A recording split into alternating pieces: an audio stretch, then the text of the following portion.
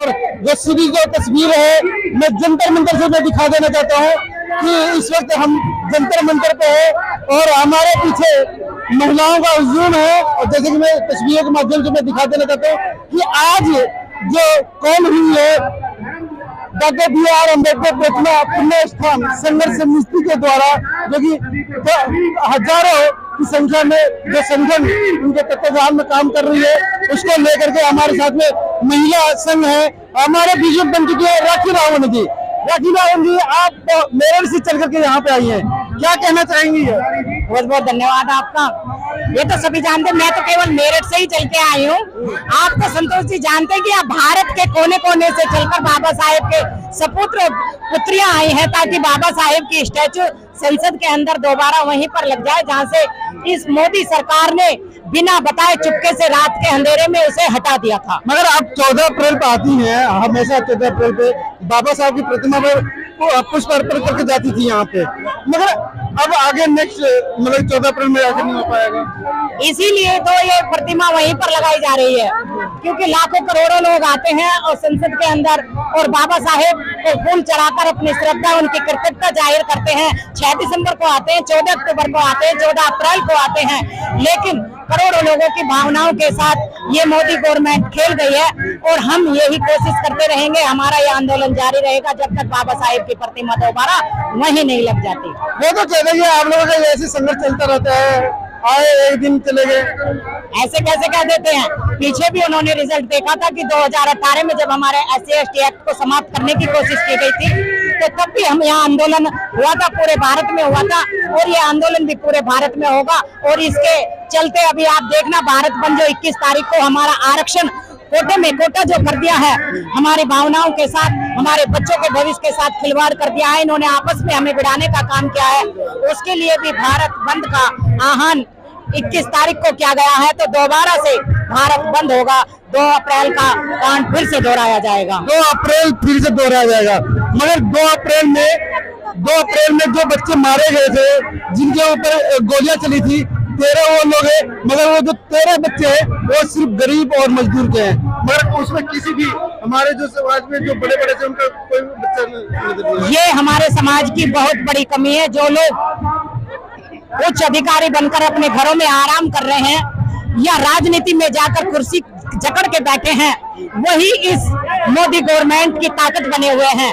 उसके बावजूद जो लोग बाबा साहेब के रास्ते पर चलने वाले हैं, मध्यम वर्ग ने अपनी आहुति दी, वही गरीब बच्चे अपनी जान की बाजी लगाकर वो शहीद हो गए। क्रिमिनल तो आता गया SC/ST में आ गया, अभी पूरी तरीके से लागू नहीं हुआ है। मतलब ये उच्च न्यायालय ने अपना निर्णय दे दिया है ना, सुप्रीम कोर्ट ने अपना निर्णय दिया है, लेकिन अभी राज्यों के ऊपर इसे सोचा गया है, विचाराधीन किया गया है। लेकिन ये बहुजन समाज, ये SC समाज उसे लागू नहीं होने देगा, ये अपनी पूरी ताकत लगा देगा। बाबा साहेब ने बड़ी मुश्किल से हमें एक किया था, ये कोटे में कोटा करके हमें बांटना चाहते हैं। अरे मैं आप इस मीडिया के माध्यम से ये कहना चाहती हूँ कि इस देश के अंदर मात्र 3% ब्राह्मण है, तो पहले वहां वर्गीकरण करो ना। हर जगह देखो तो हर सीट पे ब्राह्मण ज्यादा मिलता है। अगर तुम्हें हमारे SC कोटे से इतना ही एलर्जी है तो फिर वहां पर पहले वर्गीकरण करना चाहिए। और जिस हिसाब से पूरे भारत के अंदर मात्र 3% ब्राह्मण है, उसी हिसाब से उनको वहाँ सीटें मिलनी चाहिए। आप लोगों के सामने आरक्षण दे दिया था तो EWS का आरक्षण दिया तो उसमें क्या हुआ, उसमें भर्ती फिर भी होने की लोगों की होती है, लेकिन यहाँ तो हमें वो बांटना चाहते हैं, आपस में भिड़ाना चाहते हैं।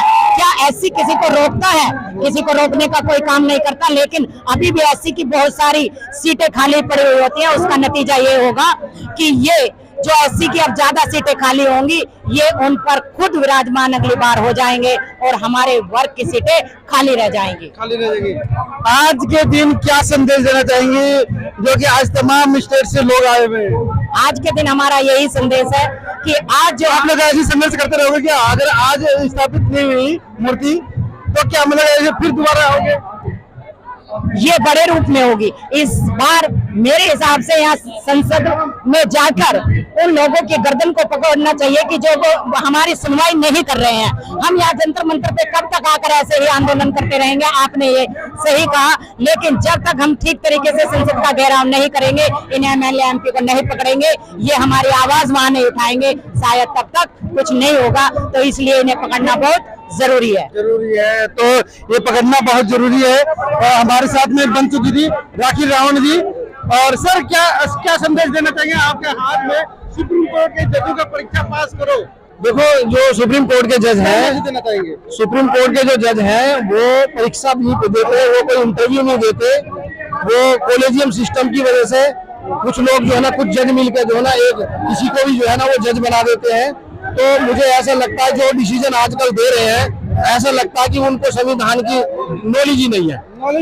हाँ, वो अलग अलग मतलब अजीब तरीके का डिसीजन दे रहे हैं। वो क्वालिफाई होकर के आए हैं। नहीं, अभी आप देखो जो वर्गीकरण किया है, उस वर्गीकरण में उन्होंने धाराओं का जो सेक्शंस है उनको अलग ही अर्थ निकाल लिया है।